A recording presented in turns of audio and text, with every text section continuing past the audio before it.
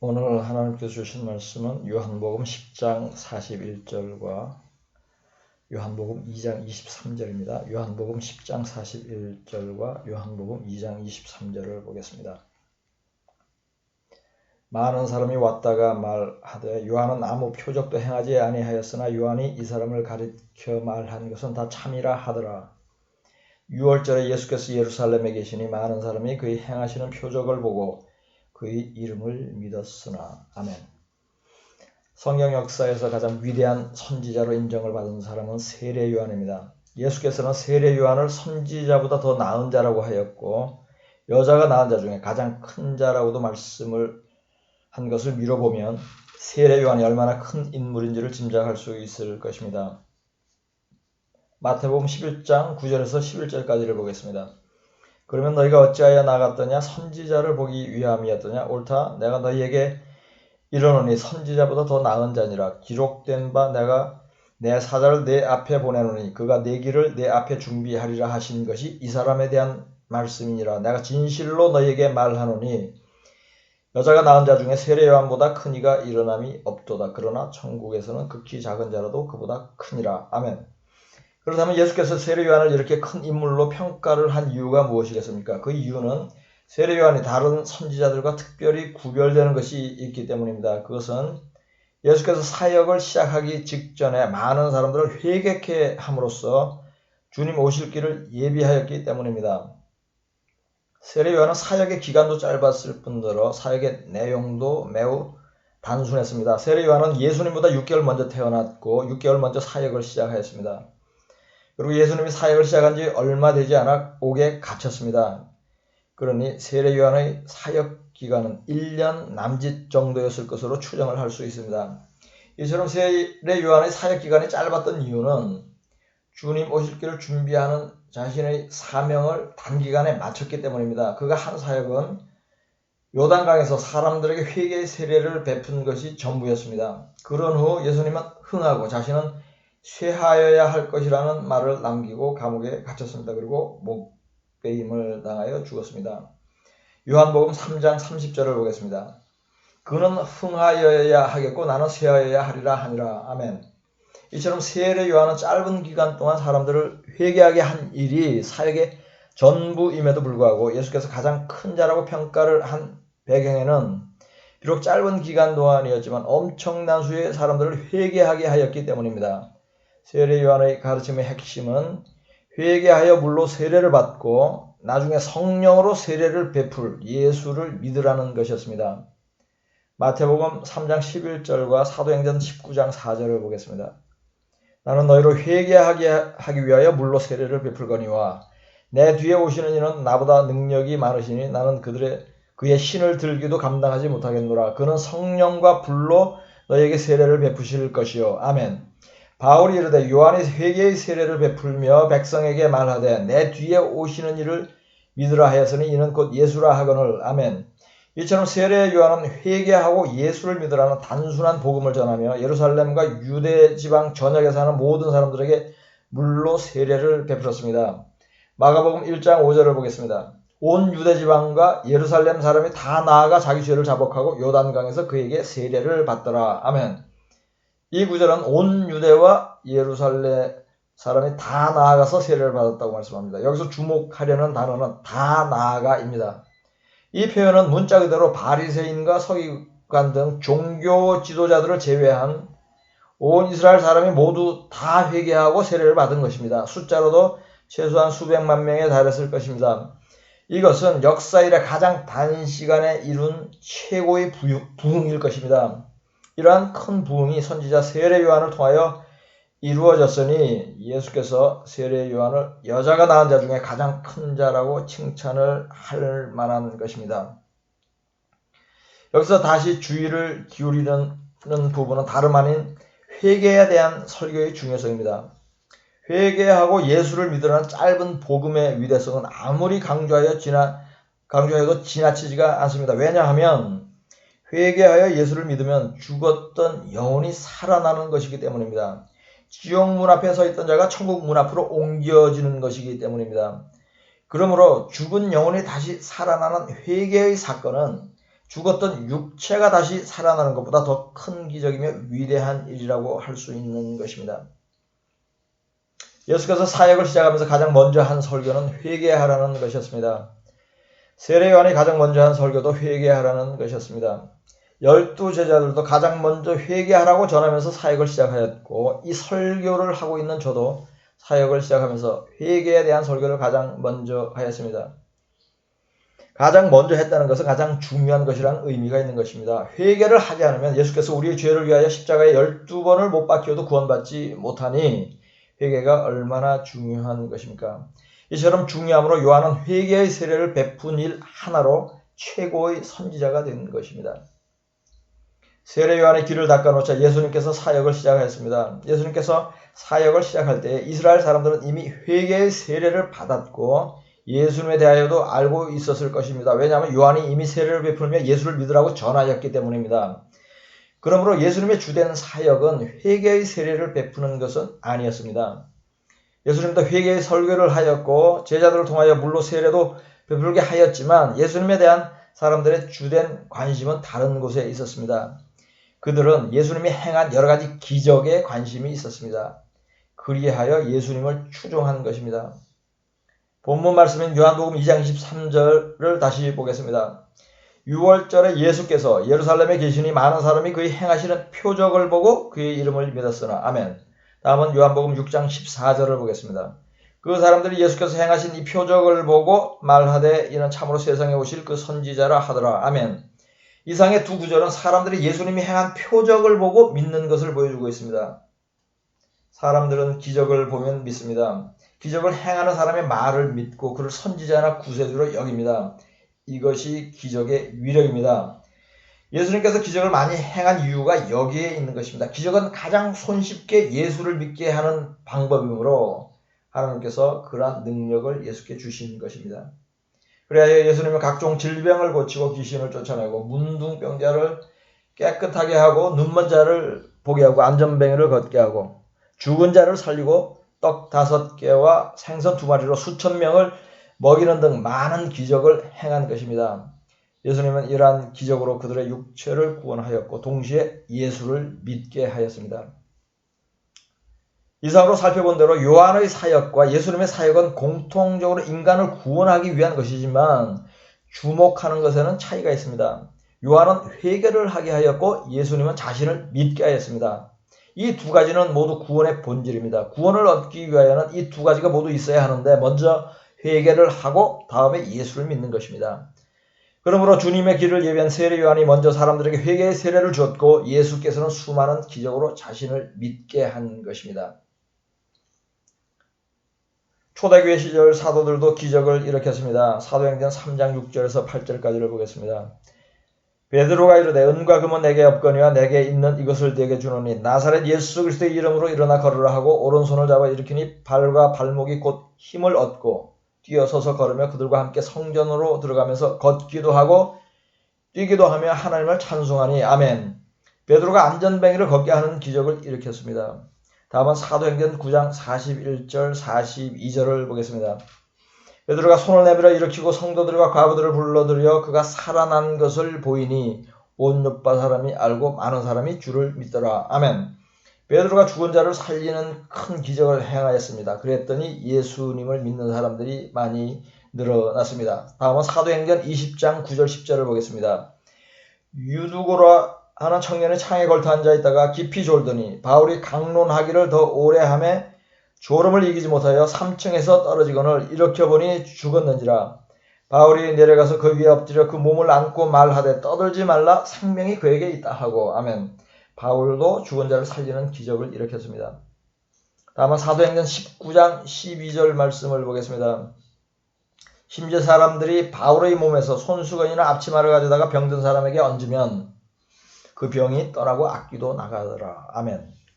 이 구절은 그 당시에 사도들이 병고침의 기적을 얼마나 많이 행하였는지를 단적으로 보여주는 말씀인데 이들이 기적을 많이 행할 수 있었던 배경도 예수를 믿게 하려는 것이었습니다.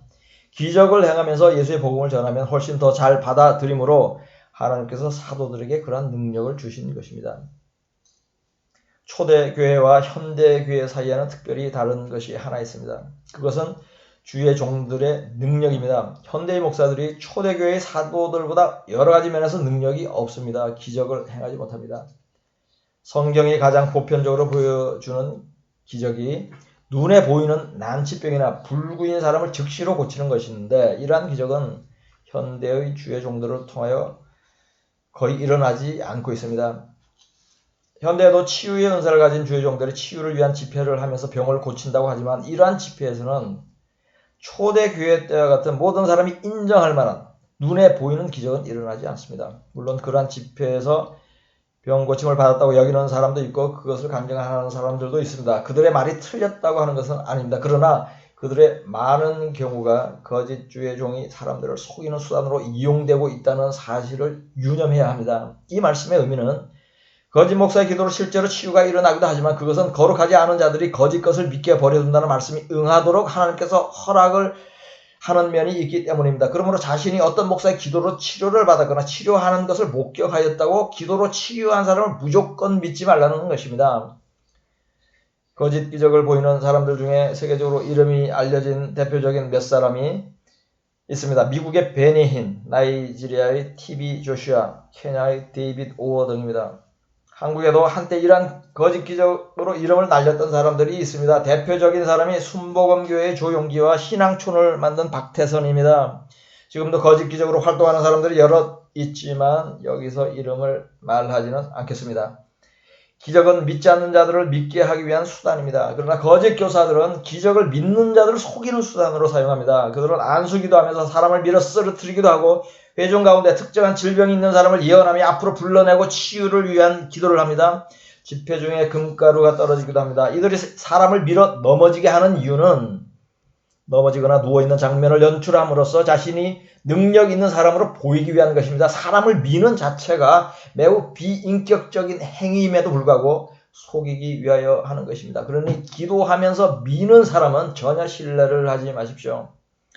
회중 가운데 특정 질병이 있는 사람이 있다고 말을 하면 예언의 능력이 있는 것처럼 보일 것입니다. 그러나 이러한 예언은 무작위로 아무나 할 수 있는 말입니다. 왜냐하면 해당 질병 있는 사람이 없어서 앞으로 나오지 않는 경우도 많기 때문입니다. 이것도 능력을 거짓으로 연출하는 한 방편인 것입니다. 그리고 하나님께서는 비싼 금가루를 아무데나 뿌리지 않을 것입니다. 기적을 아무데나 일으키도록 하지 않습니다. 물론 기적을 보고 예수를 믿을 사람이 있다면 기적을 허락하실 것입니다. 그러나 그러한 집회에 불신자는 거의 오지 않습니다. 그러한 곳에는 미혹된 크리스천들이 주로 옵니다. 그러니 계속 속으라고 금가루가 뿌려지게 하는 것입니다. 지금 제가 말씀드린 것은 한국의 전형적인 거짓 치유, 거짓 기적의 예들입니다. 그러니 앞으로는 이러한 집회를 잘 분별하고 치유 집회나 예언 집회는 근처에도 가지 말 것과 특히 그런 분야에 이름이 난 사람은 그 사람이 외국인이든 한국인이든 절대로 가까이 하지 말 것을 당부합니다. 그들은 미혹하는 자들일 가능성이 매우 높습니다. 사탄도 기적을 통하여 사람들을 믿게 합니다. 이들이 기적을 일으키는 것도 하나님의 허락하에 섭리하에 이루어지는 것입니다. 사탄 스스로 기적을 행하는 능력은 없습니다. 데살로니가 후서 2장 9절 10절을 보겠습니다. 악한 자의 나타남은 사탄의 활동을 따라 모든 능력과 표적과 거짓 기적과 불의의 모든 속임으로 멸망하는 자들에게 있으리니 이는 그들이 진리의 사랑을 받지 아니하여 구원함을 받지 못함이라. 아멘. 이 구절도 기적을 보면 사람들이 믿게 된다는 것을 보여줍니다. 그런데 여기서 믿게 되는 것은 예수가 아니라 사탄입니다. 이들은 실제로 사탄의 종인데 기적을 행함으로 사람들이 속아서 하나님의 종으로 믿게 되는 것입니다. 마지막 때에 적그리스도를 믿게 하는 거짓 선지자도 기적을 일으켜 사람들을 속입니다. 요한계시록 13장 13절 14절을 보겠습니다. 큰 이적을 행하되 심지어 사람들 앞에서 불이 하늘로부터 땅에 내려오게 하고 짐승 앞에서 받은 바 이적을 행함으로써 땅에 거하는 자들을 미혹하여 땅에 거하는 자들에게 이르기를 칼에 상하였다가 살아난 짐승을 위하여 우상을 만들라 하더라. 아멘. 이 구절은 거짓 선지자가 하늘에서 불이 내려오게 하는 기적을 행하는 것을 보여주고 있습니다. 성경에는 선지자 엘리야가 하늘에서 불이 내려오게 하는 기적을 일으켰습니다. 또한 하나님께서 종종 하늘에서 불이 내려오게 하여 심판을 하신 적도 있습니다. 그러니 하늘에서 불이 내려오게 하는 기적을 보면 안 믿을 사람이 없을 것입니다. 이러한 성경의 예에서 보듯이 마지막 때에는 마귀들도 기적으로 미혹하여 사람들을 지옥으로 끌고 가려 하므로 큰 기적을 행하는 것을 볼 때는 오히려 거짓 교사의 미혹이 아닌가 하는 의구심을 갖고 분별을 잘 하는 것이 필요합니다. 그렇다고 하나님께서 현대의 주의 종들을 통하여 행하시는 기적이 전혀 없다고 말하는 것은 아닙니다. 다만 참 주의 종이 행하는 참 기적이 흔하지는 않다는 것입니다. 그러나 매우 가난한 지역의 사람들이나 복음을 거의 접하지 않은 사람들이 모인 집회에는 기적이 많이 일어납니다. 능력이 없던 평범한 주의 종이 기적을 행합니다. 이것은 그들을 믿게 하려는 진짜 기적입니다. 저는 이러한 경험을 한 예를 여러 번 들은 적이 있습니다. 어떤 작은 교회의 한 목사는 기적을 종종 행하지만 외부에 절대로 소문이 나지 않도록 합니다. 소문이 나면 교인 수가 많이 늘어날 것임에도 자랑을 하지 않는다고 합니다. 이처럼 현대에도 하나님의 기적이 이루어지고는 있겠지만 초대교회와 비교할 때 그 능력과 빈도에서는 큰 차이가 있다는 것입니다. 지금까지 살펴본 것처럼 현대의 교회가 초대교회보다 기적이 희소해졌다는 가정하에서 그 원인을 살펴보겠습니다. 첫 번째 이유는 현대교회 목사들의 능력이 초대교회 사도들보다 약하기 때문일 것입니다. 초대교회 시절에는 모든 사도들이 성령을 받았습니다. 능력은 성령을 받을 때 크게 들어옵니다. 그러나 현대의 목사들은 상당수가 성령을 받지 않았습니다. 그러니 현대에는 병을 치유하거나 귀신을 내쫓는 능력과 기타 다른 기적의 능력이 잘 보이지 않는 것입니다. 둘째 이유는 초대교회 시절에는 많은 사람들이 예수에 대해 알지를 못했고 알지도 못한 사람들을 믿게 하는 것은 쉬운 일이 아니므로 기적을 많이 사용하도록 허락을 하였기 때문입니다.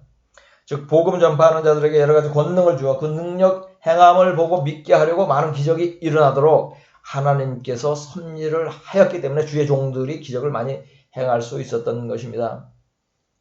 그러나 현대 사람들은 예수를 모르는 사람이 거의 없습니다. 복음이 전혀 들어가지 못한 일부 오지를 제외하고 라디오와 신문, 인터넷을 접할 수 있는 사람이라면 예수에 대하여 알고 있습니다. 또한 크리스마스를 모르는 사람도 없을 것입니다. 즉 현대의 대부분 사람들은 예수에 대해 알고 있음에도 믿지를 않는 것입니다. 이미 복음을 듣고 전도를 받았는데도 믿지를 않는 것입니다. 그런데 알고도 믿지 않는 자들은 기적이나 증거를 보여주어도 믿지를 않습니다.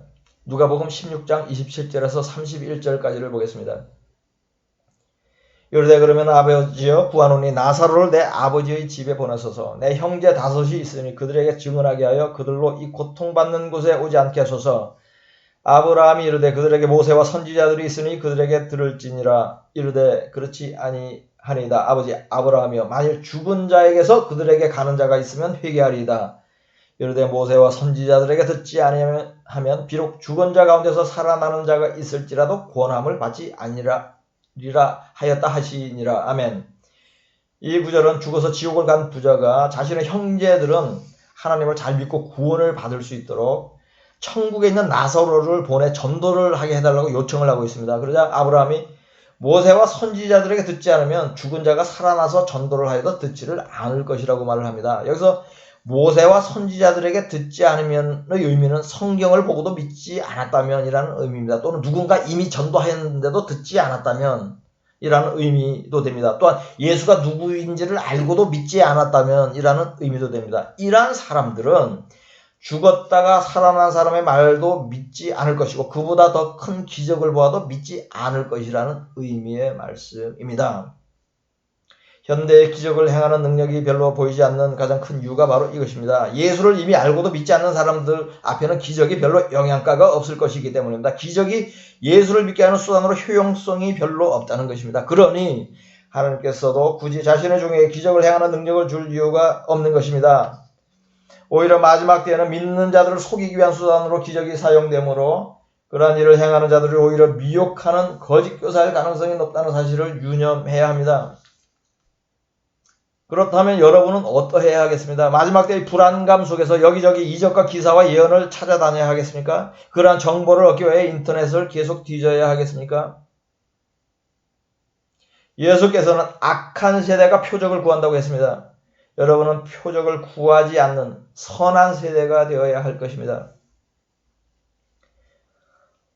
저는 이번 설교를 통하여 여러분 모두가 기적을 행하는 자를 찾기보다는 스스로 기적을 행하는 자가 될 것을 당부합니다. 기적 중에서도 가장 큰 기적을 행할 것을 당부합니다. 그것은 복음을 전하는 것입니다. 사람들을 회개하게 하는 것입니다. 이것은 하늘에서 불을 내리는 것보다 더 큰 기적입니다. 소경을 보게 하는 것보다 더 큰 기적입니다. 안 믿는 자를 믿게 하는 것은 죽은 몸을 살리는 것보다 더 큰 기적입니다. 왜냐하면 죽은 영혼을 살리는 것이기 때문입니다.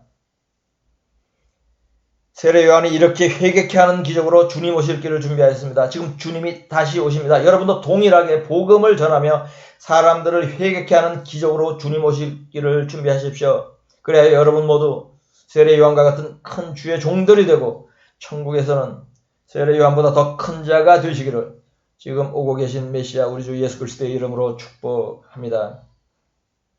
누가복음 7장 27절 28절 말씀으로 설교를 마치겠습니다. 기록된 바 보라 내가 내 사자를 내 앞에 보내노니 그가 내 앞에서 내 길을 준비하리라 한 것이 이 사람에 대한 말씀이라. 내가 너에게 말하노니 여자가 낳은 자 중에 요한보다 큰 자가 없도다. 그러나 하나님의 나라에서는 극히 작은 자라도 그보다 크니라 하시니. 아멘.